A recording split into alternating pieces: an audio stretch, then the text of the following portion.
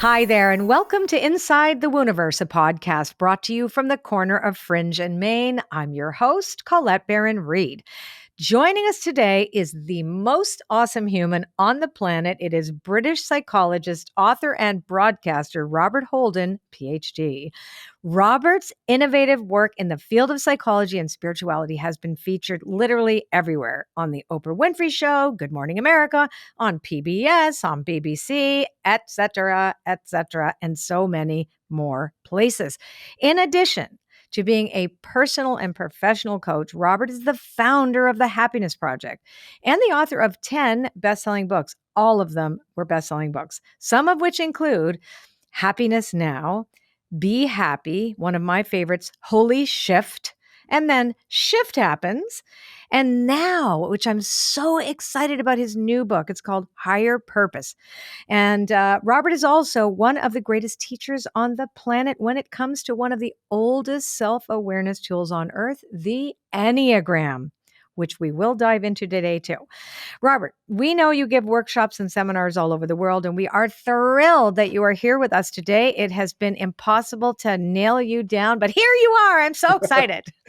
And finally, I am inside the Wooniverse. Inside the Wooniverse. Welcome. You. It's where I've always wanted to be. Yeah, well, you live here. I know you live here anyway. So listen, let's go back way back in time to you when you were little. Yeah. What was your childhood like? And were you always interested in psychology and the undercurrents as to why or how people behave the way they do? Tell me a little bit about how you grew up and how All you right. actually landed here. Yeah, that's a lovely question. Well, I can give you a fun story that I shared actually in this book, Higher Purpose. It was I don't remember doing this, but it's what my mum reminded me of often, which is that just before my 6th birthday, I was asked what it is that I most wanted for my birthday. And I said to her, I'd like a briefcase. A briefcase. Yeah, a briefcase. And she said, why do you want a briefcase? And I said, because I've got some very important work to do. And, anybody, who seemed to be going to work had a briefcase. So that's what I wanted, like at Was 6 years old, some sort of a briefcase to do so that I could go to work and do this really important work. So I've always had that sense, Colette, of I'm here for a reason. There is a purpose to all of this. It's a great big mystery. So I'm not exactly sure what my purpose is, but there's this sense I have some work to do. And that's right. been with me, really from very, very early on. But then after that, I would have to say, for me, I would say that the two big events of my life, really in my childhood, were all to do with my mum and dad. So my mum had experienced recurring bouts of depression all of her Okay. life. And this was the sort of depression that would happen in episodes. And Oh, so it okay. would happen, it would arrive unannounced, and it could stay for a few days, a month or longer. And sometimes mum would have to go into a mental health institute or to get treatment. So this was like very painful for all of us as a family. It's also very frightening because if like me and my brother David, who is 4 years younger than me, if we were like making breakfast ahead of going to school and mum hadn't got Right. out of bed yet, we were Right. like always wondering, okay, is this a new depression? Is this just a bad day? Is this going to be a week? Is this a month? Is this longer? That experience of depression I found very, very difficult to deal with. I didn't understand why my mum was depressed. She was so cool. I mean, this was the thing Right. about mum. I mean, she was amazing. I mean, she was incredibly beautiful. She was proposed to by lords, from like different places in Europe. She was, I mean, completely gorgeous. She was amazingly creative. She was great fun, but she did live with this shadow of depression all her life. And it really, it was very, very disconcerting. Then also around the age of 15, we realized my dad had been drinking. Now, we didn't Right. know that he had been drinking, but we really learned that he had actually had a drink problem for a long time. But there are so many social opportunities to drink, you just don't clock it. And Right. when we really found out that he'd been drinking and that he had a drink problem as such, that he was alcoholic, by then he really went downhill very quickly. And we Wow. discovered really from his psychiatrist that he had been drinking ever since his discharge from World War II. He had served in World War II. Right. He had experienced some terrible things that none of us knew about. We only knew about them later. But yeah, Dad lived homeless on and off for 10 years. So this is for me between 15 and 25 now. Um, Wow. so, So he wasn't with the family. He took off. Is that what you're yeah, he took saying? off. Yeah. So it was Yeah, you and Mum were you asked him to stop drinking and he Uh-huh. agreed to, and then he started again. And Mhm. then, he stopped again and then he started again. And it was, yeah, it was terrible. I mean, our family was like just a train wreck, really. And this all happened in my teenage years. Sure. Well, it came to a head in my teenage years. So at that point, I started to ask those big questions like, well, what is life all about? And what is happiness? And what is success? And what am I meant to be doing with my life? So, in a sense, that's what really took me into wanting to study psychology and Okay. philosophy and just get some answers to some questions, Colette, because I was Right.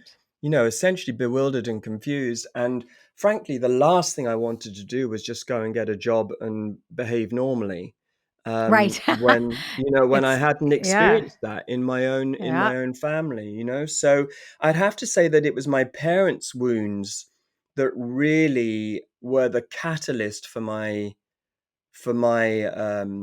journey and for getting me onto the spiritual path, essentially. Isn't that interesting? I had you and I have quite a few things in common, but my parents both went through World War II, and they Mhm. never spoke about it. No. But you Yeah. you intuit that sense of there's something being hidden, there's something going on. My mom was my grandfather was killed in Dachau, so he was a French resistance person, but he was also Jewish. And Mhm. there's this whole story there, which I won't really go into, but I Mhm. didn't even find out about that till I was in my mid-20s. But I had all these dreams that of these things that happened to my mom. And so, in a similar way, because I also was interested in what made people tick and why the secrets were so available to someone like me, and when people don't say the truth about the world, and when it's not safe to be who you are, etc. I also kind of dove in as a result of my parents, and they tried to protect us by not sharing anything about the war. That was the whole point. They came to Canada and they became somebody new. I think that's a great way of putting it, Colette, was that I think that's what was happening certainly to my dad, was Hmm. just that the best Yep. way to deal with the war was to try to leave it in the Repress past. it. Yeah, exactly. But as I guess we know better now, and we know that you bring your past with you wherever you go. And so eventually I think he ran out of almost psychic energy. It takes a lot to repress Oh something, doesn't yeah. it? Oh, it sure does. Yeah. It sure does, and alcohol Mm. does work in the very beginning. As you know, I'm in recovery 37 years almost now, Yeah. been sober, so I know exactly that Congratulations. how much Amazing. energy it takes to stay sick, actually. So Yes. let's Yeah. segue and talk about a little bit about positive psychology because this is such a big part of what you do. How does it differ for what we know as mainstream psychology? Okay. Well, I could tell you a little bit now about the Happiness Project. So, with the Happiness Project, really, I'd have to go back to my training in psychology. So, Sure. I trained really in psychology, and sociology, psychotherapy, counseling, for 6 years. In that time, I had one lecture on happiness. Okay, Wow. just one. Just one. Yeah. And I often think, imagine if I'd missed it. I mean, students do miss lectures. So, at least I got to the lecture on happiness, but it was only one. And actually, in that lecture, happiness was dismissed as a pleasant emotion with no evolutionary value. No. Yeah, Was that no kidding? A yeah, pleasant emotion that has no evolutionary value. yeah. So Wow. if you're happy, great, Uh-huh. enjoy it, but it really has no purpose and no meaning. Um, and and therefore, let's get back to the suffering, if you like. Or the Let's get back, pathologies, right? yeah, Let's back to the stay in the pathologies. pathology. Uh-huh. Okay. Exactly. And of course, that's a very important part of the work. But the point is, I suppose, is that, my curriculum had a lot of gaps in it. We didn't study happiness. We didn't study purpose. We Mm. didn't study love. We didn't study creativity. We didn't study inspiration. We didn't study anything. We didn't study meaning. We only essentially really looked at people's problems, which again is incredibly important to do, but the focus was entirely on that. And essentially, I think the formula that I was given was, let's help everybody get over their problems and then they will be happy. So, in other words, let's get through all of the unhappiness and then you can finally be happy. Mhm. And what I discovered after a while, especially when I started to practice, and I had a clinic on the National Health Service called Stress Busters, Oh, come and on. I was, You uh, had okay, good. Can I just throw something in there now? yeah, I had a small little company years and years and years ago called Stress Busters. I had what? yes. Yes, no kidding. I used to do massage on film sets before I started doing readings. I certified as an aromatherapist, and that's why it was the name of Wow. my company. You had a company named Stress Busters. That's Wow. crazy. That's amazing. Okay. But Anyway, go that on it with is a bit yours. like that with you and me. We do Yeah. we do discover these things the more we talk. It's very Yeah. interesting. Yeah. Yeah. Well, essentially, what I realized after a while is that actually, that if you focus only on problems, Hmm. firstly, there's no end to the problems. But also, the way you look at these problems, you see them as obstacles in the way of something, as opposed to gateways towards Right. something, some sort of growth. These, essentially everything gets pathologized. So everything becomes an Yep. illness, everything becomes a problem. And yet, actually, for example, with depression, it's when we meet depression, genuinely Hmm. meet it with enough love, that we begin to somehow find a way to befriend our depression, that depression, um, the relationship changes, and now we can Yep. work with our depression to help Mhm. us live our life rather than see it as something that's in the way of our life. And I Mhm. think what I learned after a while was that, that what I wanted to do was, I wanted not to look at happiness after all of the problems have gone away. I actually wanted to look at happiness right in the middle of everything. I wanted to change the focus, and I wanted to see if I could help people understand something about happiness in the here and now, even though their life was a mess, even though their life was full of challenges and problems. And Sure. my sense was that actually, the more we learn about what true happiness is, maybe that can help us to handle our unhappiness better.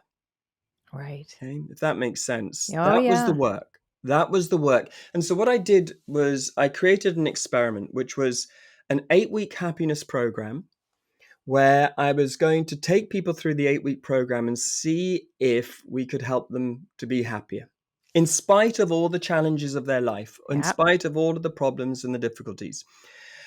And we did this a few times, and then after a while, the BBC uh, approached me. The science department approached me and asked if we could set up a documentary where we could focus on people going through the 8-week program, and there would be two sets of scientists, independent groups, that would Yep. measure the progress of our volunteers on the 8-week program. And we had a set of scientists led by Professor Michael Argyle at Oxford University. And they were going to measure what's called subjective well-being. which is essentially just Mm-hmm. reflecting on how we feel about our life and how we are. Right. But then we also had another set of scientists headed up by Professor Richie Davidson at Madison, Wisconsin University, Right. who was really doing the hard science and actually measuring brain function on Oh, our wow. volunteers as they went through the 8-week program. So this was a very public program, showing, if you like. I mean, this Sure. was back in the Mm-hmm. 90s when here in the UK we only had 4 channels, so you had to watch Right. You had to something. watch it. Yeah, exactly. You didn't have a choice. And obviously, I mean, look, the great news was that the scientists basically were able to show that what this program really was what was called a fast track to happiness. And Right. but part of the work was, and I want to emphasize this, was that part of the work was finding a way to work with our fears, our wounds, our Mm-hmm. difficulties, our challenges, and use them to live a more full and purposeful life. And I think that was Right. part of the success of that project. That all happened before positive psychology was called positive psychology. Oh, I'm curious about that. I was like, wait a sec. I know the dates of the other one. Wait a minute now. Interesting. Yeah. So positive psychology kicked in really through the American Psychology Association in around about 2000. I was doing this back in In the 1994. 90s. Yeah, that's right. Right. 94, 95 was when we sort of began. So yes, in a sense, I was clearly part of a wave of psychologists that were Sure. saying, look, we need to address our focus here. We need to balance ourselves out a bit here. We need to look Mm-hmm. at unhappiness in a new way, and we need to start looking at happiness and actually learning about it. And I do believe that happiness is a spiritual path, and that the more we learn Mm-hmm. about happiness, truly, the more fulfilled we will be. And so that was the work. And and as you know, that's sort of how eventually we got to meet each other. Was, I went on the Oprah Winfrey Show, and fortunately for me, Reed Tracy at Hay Yep. House was watching the show that day. Yeah. And after that, I signed up with Hay House, and I've been a member of the Hay House family ever since. So, did you actually redo this program during COVID? Because boy, oh boy, this could have been something you were way ahead of your time. Mm, Because, given the fact that everybody was in such a state from being exposed to so much sustained uncertainty, yeah, the Happiness Project would have been a phenomenal thing for people to remember, because I think what happens when we're given exposure to so much uncertainty, the need for certainty is so strong. yeah. But you can't make the world behave. You can't, right? You can't force it. So the both and the resilience that can happen, with this project of yours, and I've pretty much read all your books, so I know it Hmm. always leads to the same place, which is to be in the world and not of it, and Hmm. to live comfortably in both and in these Yeah. two things. So, did you notice a surge in book sales for this during COVID? Because it would have been very helpful. Yeah, I think whenever there's a recession, Yeah, whenever there's great difficulty that we're facing, it's, as you say, it's incredibly frightening, disorientating. It's very yeah, difficult for all of us. And and I think initially we sort of panic and scramble around, and we don't know what to do with hmm, ourselves. But after a while, I think what happens is we do start to question things, and we yeah, do wonder, well, what is true happiness? What am I yeah, meant to do with my life? That sort of thing. And interestingly, often it's during a recession that we find that people's happiness levels interestingly start to go up. Now, this is uh-huh, paradoxical, but in times of great abundance, we often go crazy, and we just pile in as many choices as possible, and yeah, we chase after happiness faster. Whereas in the recession, when we're actually asked to simplify our lives more, yeah, and instead of going out to dinner 4 times a week, we sit around the family dinner table and talk to each other. right, And we get more, we simplify our life, and we haven't got money to spend. So all of a sudden, like, we're sort of thrown back on ourselves a bit. And it's often in a recession, I think, that as painful as it is and as difficult it is, we remember what's real. See, I love that you said that because we can use the term recession and apply it to to COVID, right? So when Yes. everybody was in lockdown, et cetera, Yeah. it's a recession. We recede Hmm. from from that heavy consumerism and that go, go, go. We have to slow down. We didn't have a choice. We were pinned Yeah. in place, Hmm. So yeah, I also noticed that even in my own life. I'm like, okay, well, what makes me really happy? Yeah. And who can I genuinely help? And what Yes. is the purpose? And I Yeah. started painting during this. I There we found go. that, and I've Yeah. got all this new art that I'm doing. It's so you pare it down, like you said too. It's you pare it down. Yeah. I actually reread one of your books Hmm. during COVID because I found it so helpful. Hmm. Because, like you said, the spiritual path, that you can't have happiness without spirit, because Hmm. and I'd like to just chat about that, about the concept of connection, Yes. of spiritual connection, because I think the greatest um, suffering of the world is caused by spiritual disconnection.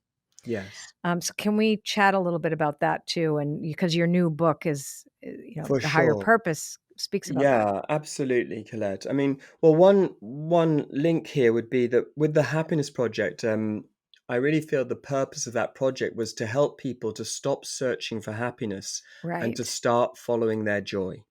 And Yes. I think there's a world of difference between searching for happiness and following your joy.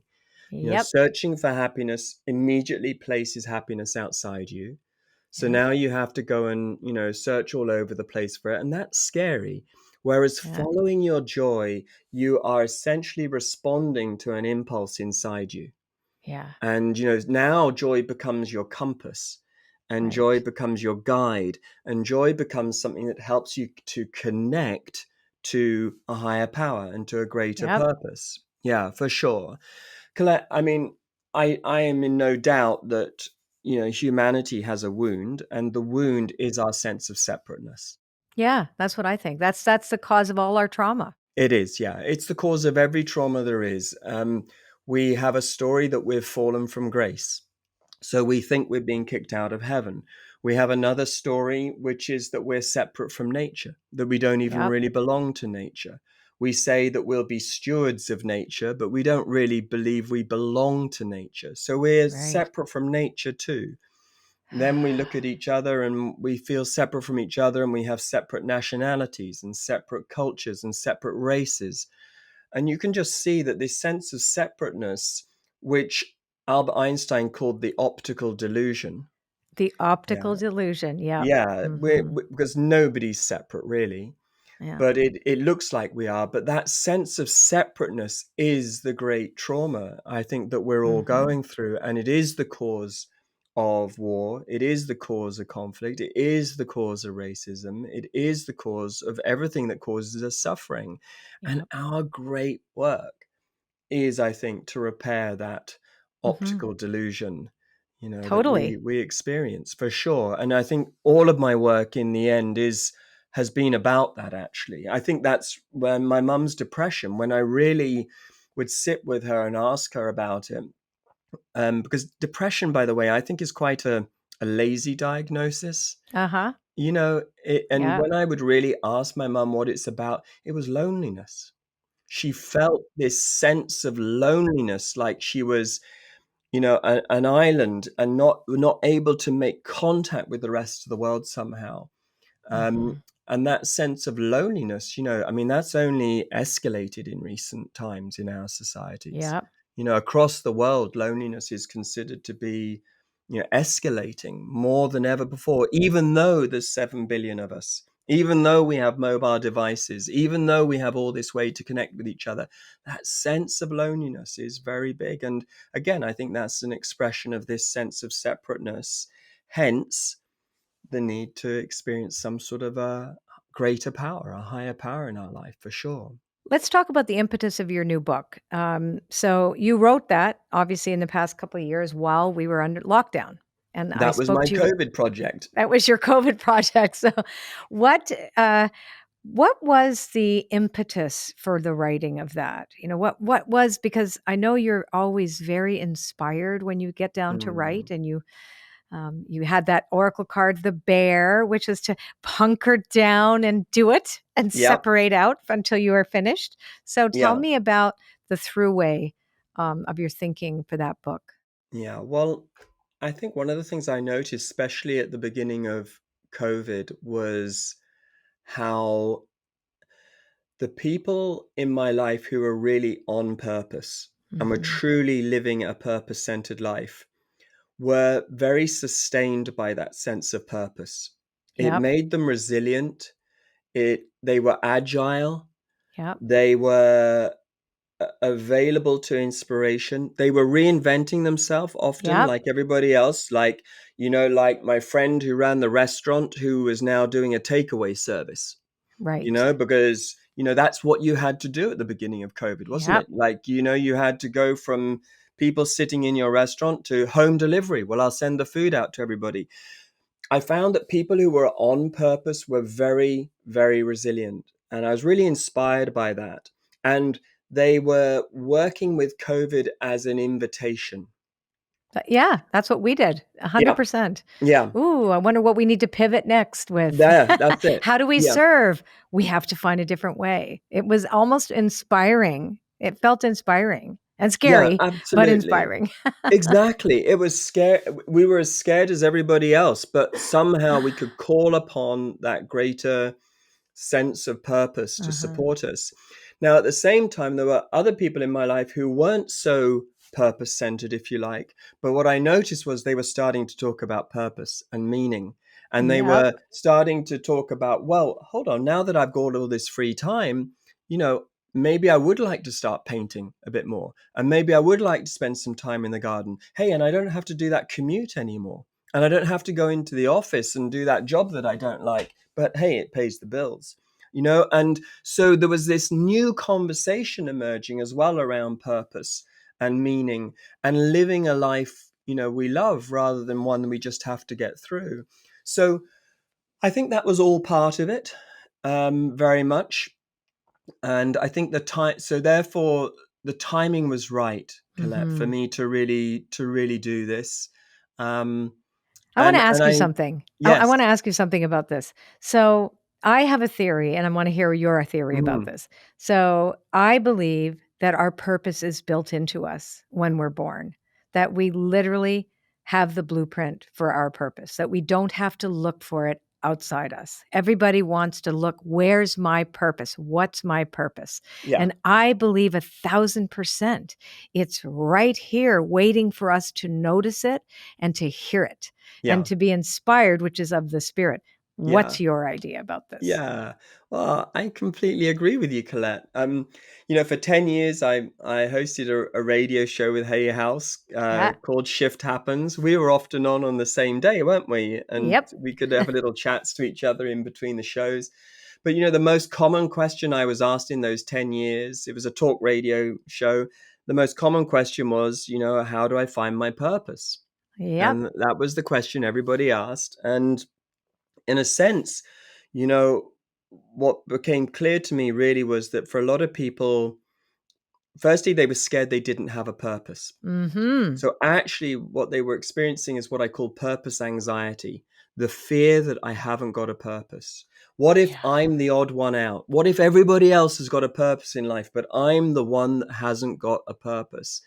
Which, by the way, I would take to be another expression of our sense of separateness. What if Yes. I'm the odd one out? What if I'm the special Yep. case? What if I'm the faulty model in the factory? And Yep. every other model is created perfectly except for me. But yeah, I would say usually when we're searching for our purpose, that would suggest we're not paying attention Right. because you don't really need to search for your purpose. I know. Yeah, Yeah, I feel the same way, and it's sometimes like people get very thrown off when I say you need to get still. yeah, No, I yeah, should be looking. I should be out yeah, there, I can go and get it. And I'm yeah. like, no, no, no, we're not hustling. We're not Yes, hustling to find your purpose. We're going to get exactly right. still so you can hear it. Exactly right, speak Claire. to you. Yeah. Yeah. And I think that actually, firstly, I think a lot of people are afraid they don't have a purpose. So when they Yep. say, I'm looking for my purpose, they're not really looking. They're just scared that they haven't got Yeah. a purpose. But then I think, to your point here as well, I think a lot of times when people are searching for a purpose, what they want is a definition. Right. Or a They want, job. yeah, What define my purpose for me. I would define my get that a purpose. lot, Mm-hmm. you know. And Yep. one of the things that I've attempted to do in the book is what I do in my work, essentially, which is rather than help people define their purpose, it's to help them to recognize when they are on purpose. I think Yes. purpose is so big that you can't define it.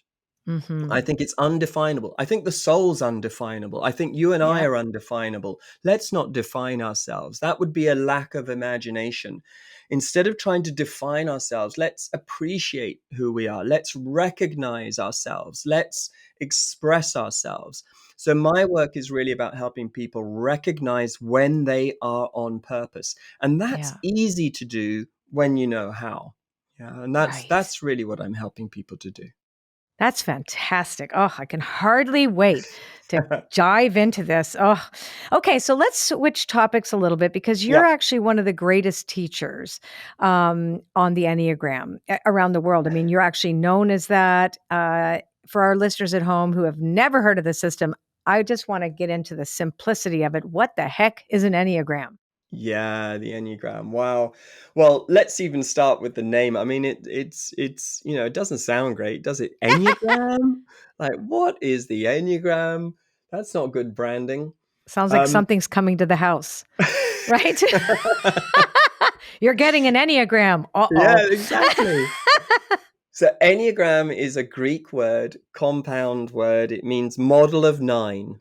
And fundamentally, the Enneagram goes back 2,500 years at least, an Wow. oral tradition, a paperless trail. We know it has something to do with Greece for sure. The Enneagram is a Greek word, but it might even go back further than that. Actually, it might be Egyptian. But fundamentally, it's a model of nine, and the Enneagram presents to us nine personality types, Yep. essentially, and these types help us to understand our ego's operating system, like the Right. autopilot that we all run with. But it also offers us this great path of growth and great Yeah. path of awareness. And it helps us, I think, to really build a genuinely healthy ego, but also connect to our soul and to our higher power. And for that reason, I just think it is one of the great models of self awareness and self growth that I have ever come across.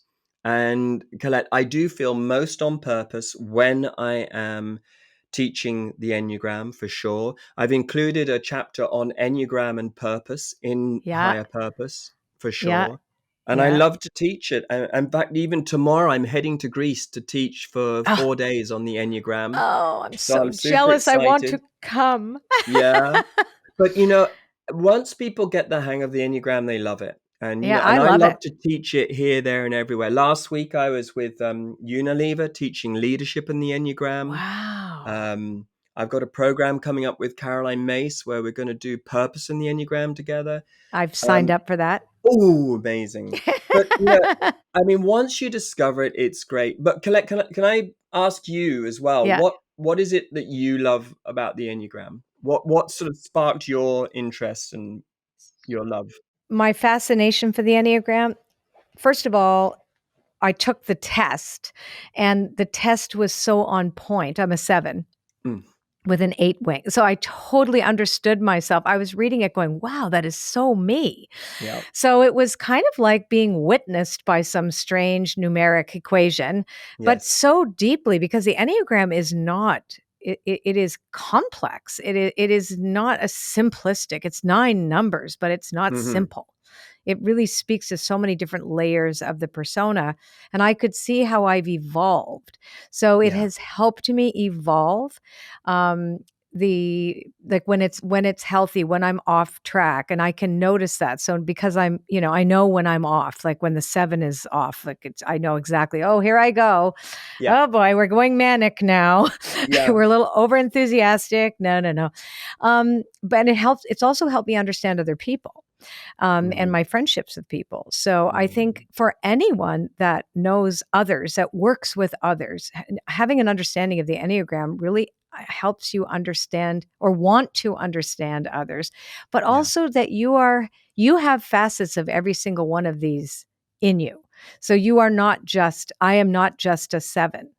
Mm, I'm influenced by so many of the others that I can see myself as a human being reflected in the system at various, like I should actually be more like the 4 yeah. in this area. Or like you can Yes. really learn. I mean, if people are interested in diving completely in, um, did you study at all with Russ Hudson?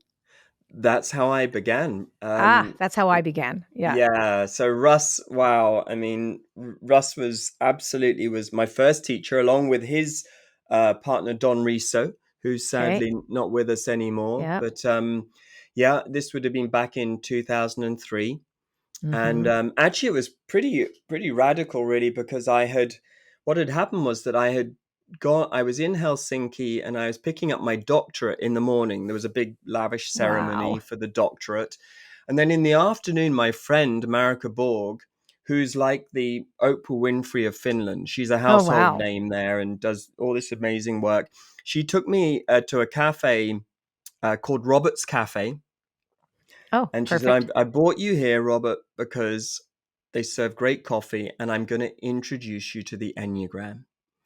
And she got Ooh. out a napkin and she drew the Enneagram symbol with its Yep. 9 points. And for the next 2 or 3 hours, she just started to talk to me about the Enneagram. And it was an amazing day because, like with a doctorate, you're writing up your contribution to the field.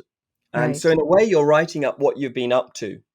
And that Right. was the morning. And then in the afternoon, here I was presented with the Enneagram, which really became my future. It was amazing, really. And I Wow. very soon after that went on an event with Russ and Don. And I just found it the most accurate, Yeah. enlightening, insightful, helpful, practical thing you can imagine. I did understand that one of the great concerns people have is, am I being typed again by another model?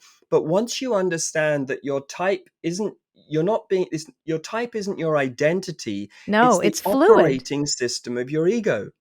And it's also fluid. Yeah, it's very fluid. It's more like you've got an Enneagram style rather than an Yes. Enneagram type. Yes. They should probably change the language. Yeah. Once you've got that down, though, you're really into it. And then, of course, as you say, like every type has a path of growth. So, Yeah. for example, I mean, literally what I was talking about with the happiness project, giving up the search for happiness so as you follow your joy, in many ways, that's the path of 7, isn't it? Yep, it is. Stop Yeah. searching and start paying attention to what's already Hmm. here and live it. Yeah. So that's one of the great lessons at point 7. For me as a type 3, it was about how can I be like less busy and more on purpose.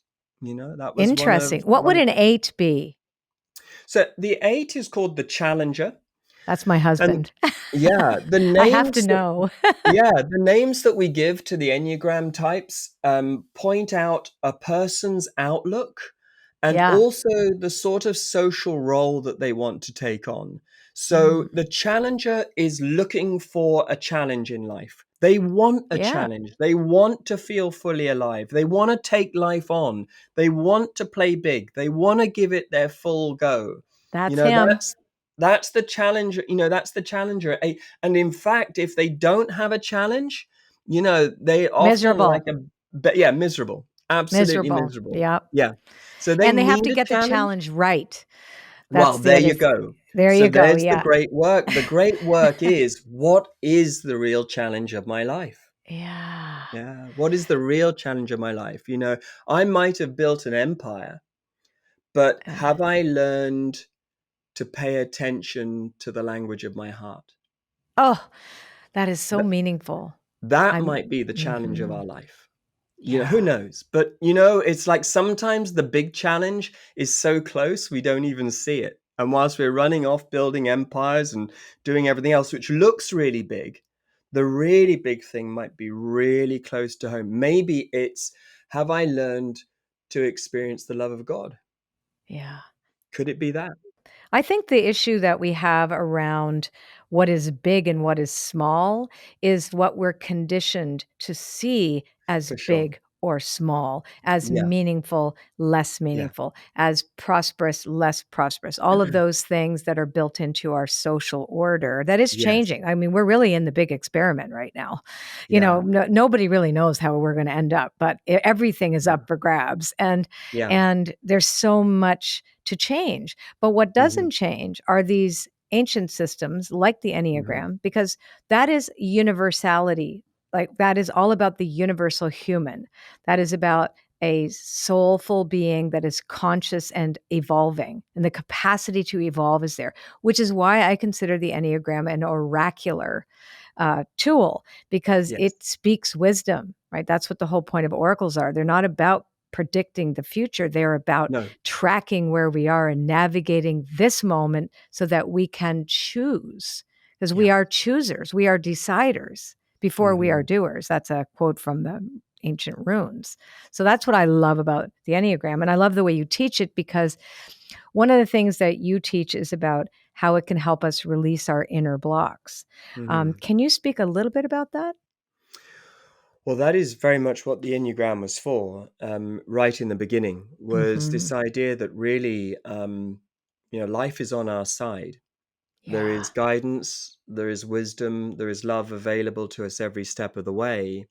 And yet, for the most part, we're often in doubt. We often feel Yeah. very, very lost. We're not really sure of what our next step is. And so the people who in the early days were putting the Enneagram together we're really identifying these paths of growth that us humans need to take. And essentially, that's what the Enneagram is helping us with. It's helping us to grow and to become our full self. In Greek, there's a word called anthropos, which means to be fully Hmm. human and fully divine. So Hmm. that's what we're trying to do with the Oh, that's, Enneagram. It's we're trying yeah. to individuate and become our full, true self. And as you say, these are universal laws. This is all back to Plato and Aristotle and Hmm. Pythagoras, and it's all about essentially these paths of growth that are there for us if we have the eyes to see them. And Hmm. we will resonate with one of these nine paths of growth. And along the way, as you also said, we'll meet all of the types. So to Hmm. learn to appreciate them all and love them all and swap gifts with each other Yeah. is a really, wonderful thing to do. And I think also, I mean, when you take the test, because that's what, if people are going to wonder, like, how do I take this test? So, Mm, we'll put information up on the show notes. But when you take the test, you realize that you're being seen by this, like, oh wow, this really makes sense to where I am. Because sometimes yeah, the 2 and the 7 are really close for me, and, that's right. like, I Yeah. think I had 0 on 1.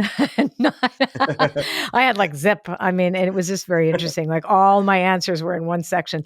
But, to also recognize sometimes you have to take a look at some of the other, uh, numbers on the Enneagram and see what you could learn from them, how you could become more whole by integrating some of the others that are missing in you, for example, Yeah, right? that's right. That's Which exactly is right.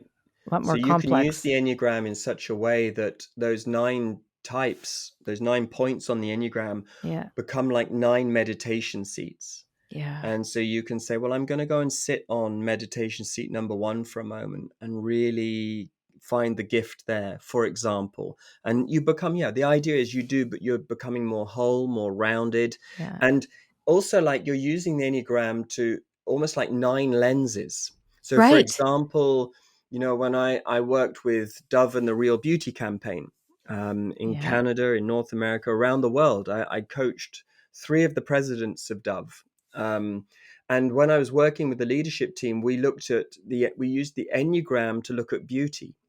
So nine Wow. lenses looking at beauty, so as to have a much more diverse Yeah. appreciation of what true beauty is. So rather than just sort of selling that sort of stereotypical image of a certain size, and a certain Mm-hmm. height and a certain weight, we really changed that up. And the Enneagram's brilliant for that, Yeah. being able just to help us to see things from a different angle and with new lenses and again, a greater appreciation and more diversity. So yeah, that's another Uh-huh. way to work with the Enneagram, which is amazing.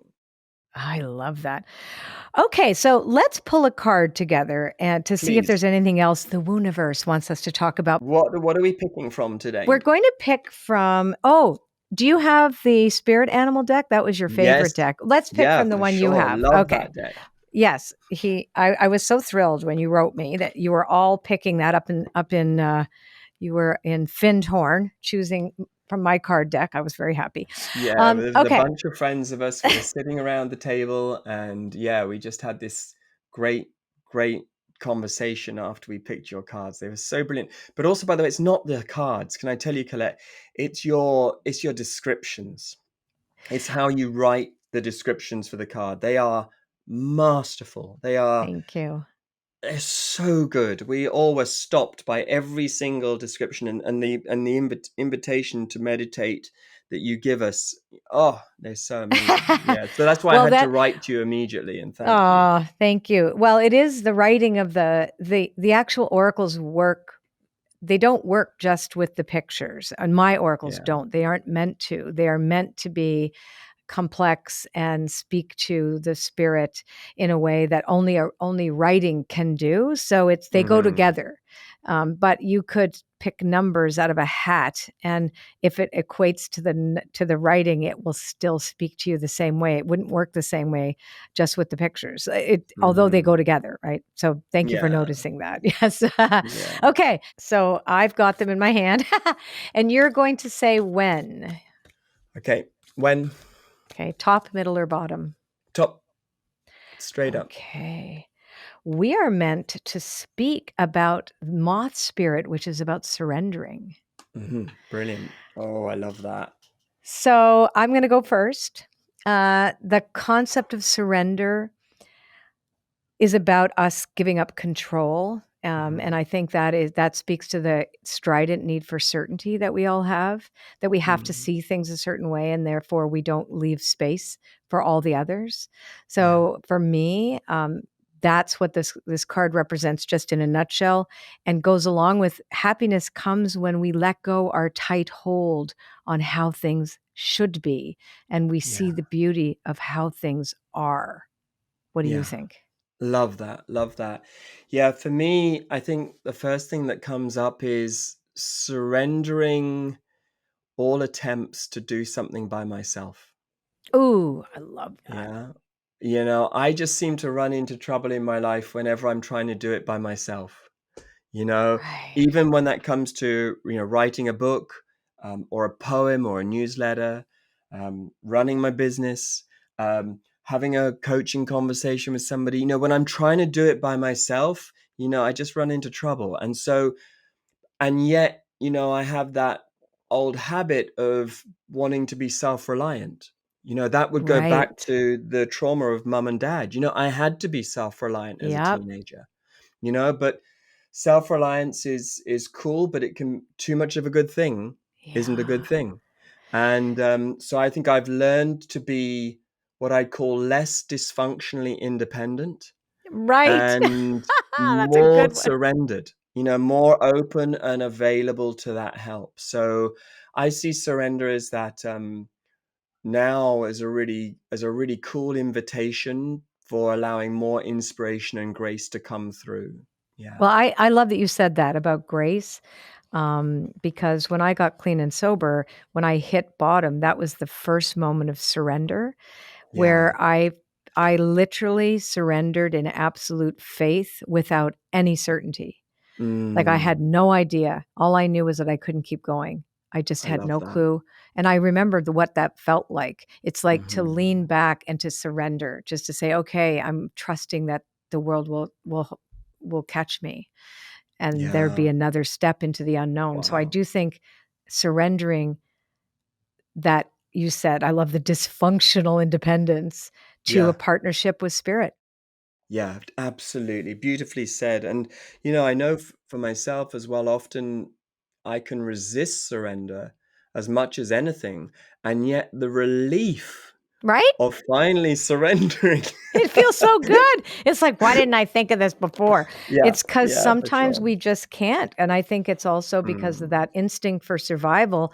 yeah, It reminds us that we're afraid to change because it's threatening. exactly. It's threatening to change, but we better Yeah. get used to it because it's going to be a whole lot. But I think the reason you and I run our mastermind programs and things like that is because we know that when we stop trying to do it by ourselves Yeah. and we really join with a community of people, Mhm. everything so much more is possible.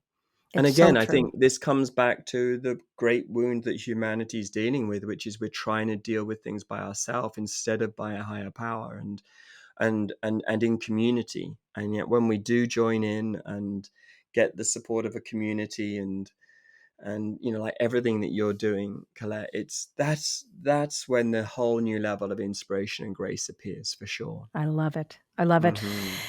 Okay, this is so inspiring. We are going to switch gears now and travel Okay. into another dimension of the Wooniverse called the Tea Time After Party, a place where we kick up the fun. Joining us now is my executive producer, Connie Diletti. Hello. Are you ready, Robert and Connie? Hey, Connie. Hey. Oh, I'm so ready. You are all having so much fun. I'm so excited to come to the party now. How about you? You ask the first question, Connie. Oh, sure. Okay. That's exciting. Okay, Robert, do you have an unusual talent? That we don't know about. That's not public. Well, one of my most unusual talents I think is that before I give a talk now, I tend to dance on Oh, stage. okay. And Cool. I never expected that to happen, but it was rather forced upon me. I came on stage once after Brian Wise had Oh, actually sent 5,000 people into a hypnosis. yeah. And they were so relaxed and so and then I had to give my talk. Oh my But I remember I goodness. decided to put some music on and just start dancing, like me on a stage by That's myself. amazing. Oh Yes. my And God, that's so great. And you're yeah, pretty good at it, you found out. it took off a little bit. By the way, I would just It's say, and amazing. then a couple of years later, at school, I heard one day that Christopher, he must have been my son, he was about 7 or 8 at the time, was asked, "What does your dad do for a living?" Mm. And he said, "I think he goes to America and dances in front of people."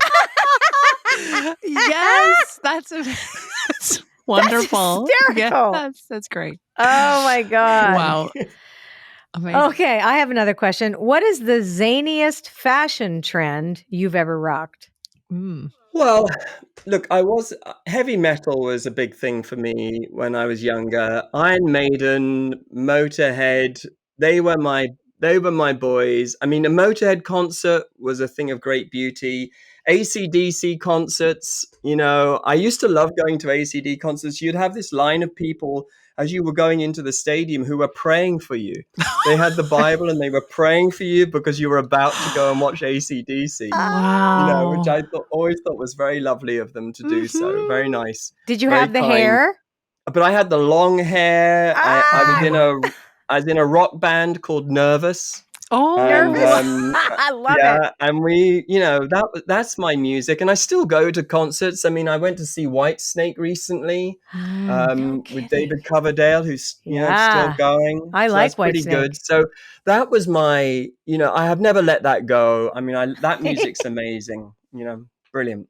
Love it. Okay, Connie, over to I you. just love just how you started that answer. When you start an answer with look, it's like, okay, Look, I Okay, was I was I a was hard getting rocker. ready. I was like, what? What you got to tell us now? Okay, that's You amazing. have to send us a picture of you. Yes. Have a I've picture got of you with. pictures of Oh, it. he's got a picture. Oh, I can great. show you if you can see that. You see, just Oh my proof that God, I I want to still see you have with the long. guitar. There you Oh go. Oh, wow. Yeah. So Nervous. I love that name for a His band. band was called Love Nervous, that and he had name. long hair. Oh my God, Love Robert. that name. Okay. Wow. we had every right to be nervous. We were not Love good. it. So, You weren't any good. I love that part.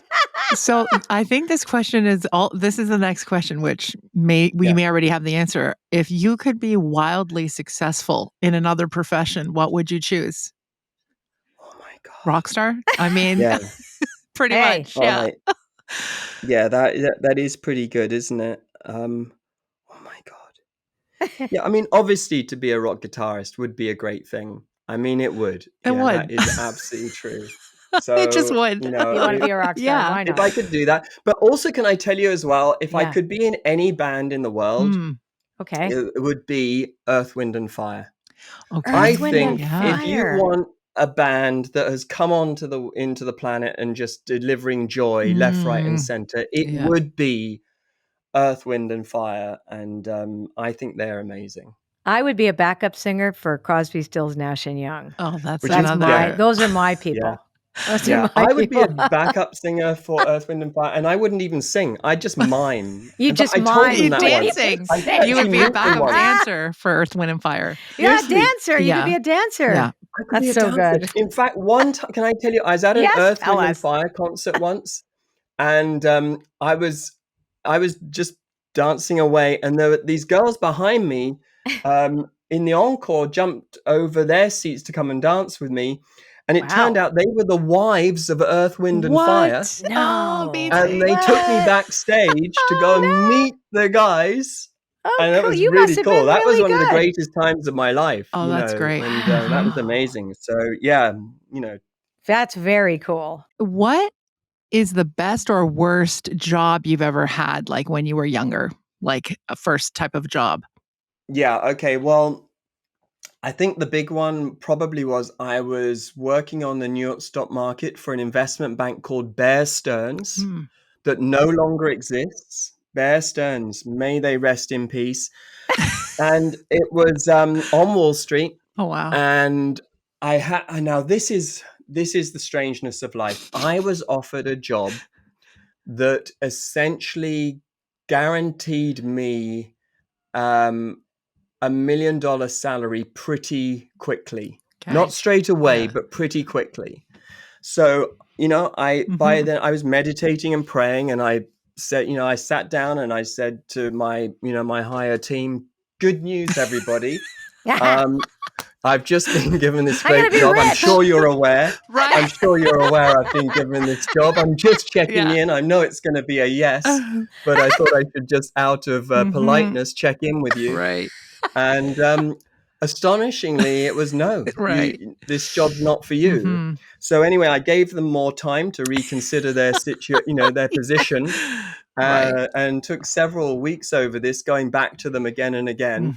Mhm. But it was He a is no. talking, by the way, about his spirit guides and his My spiritual spirit team. guides. He's not talking about Bear Stearns' Right. job. It's his spirit guides that are basically Right. telling him, forget it. Forget about it. Okay. Forget it. Mhm. They were saying, look, this is a path, and if you want this path, you can go for it, or you can take another path, and we can put you in touch with everything that money can't buy.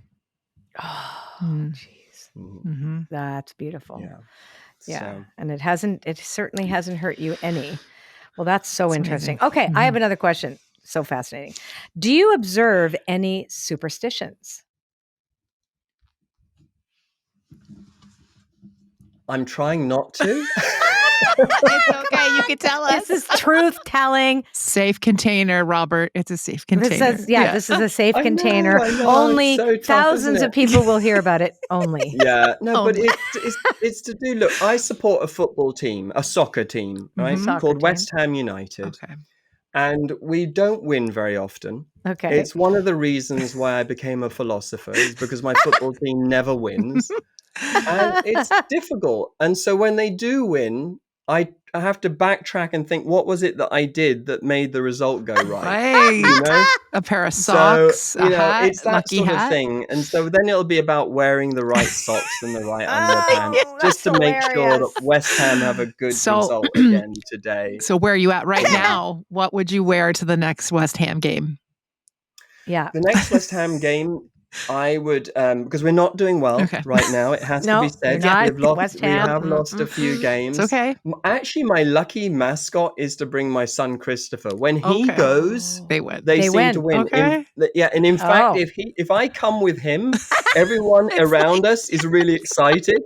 And they're really pleased that Yes. Christopher's coming. If Yeah. I go by myself, they're like, "Oh, nice to see you," you know?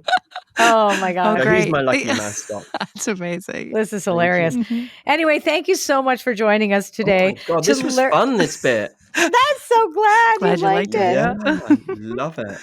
To learn more about Robert and his offerings, you can visit him at robertholden.com. You can always find a transcript of each episode, quotes, and so much more on our show notes page. So go to itwpodcast.com or click within this episode's description. Robert, you know how much I love you. Thank you so much for joining us today. What a great conversation. Oh my God, I'm so happy I finally visited the Wooniverse. So, what did we learn today from this fantastic conversation that we've had with Robert Holden? I want to just go back to the moth spirit card that we had already pulled and the concept of surrender. I've read all of his books. His whole concept of the happiness project really was about surrendering to the moment and radically accepting what you discover and putting love into it. And that's the simplest thing. I mean, it is so, so simple, and yet we complicate it so much, all of us. So I think what all of us could do a little bit more is to surrender to our joy and surrender to a relationship with spirit. And remember that we're all connected. There is no separation. And that's what we learned today. So thank you for listening. Until next time, I'm Colette Baron-Reid. Be well.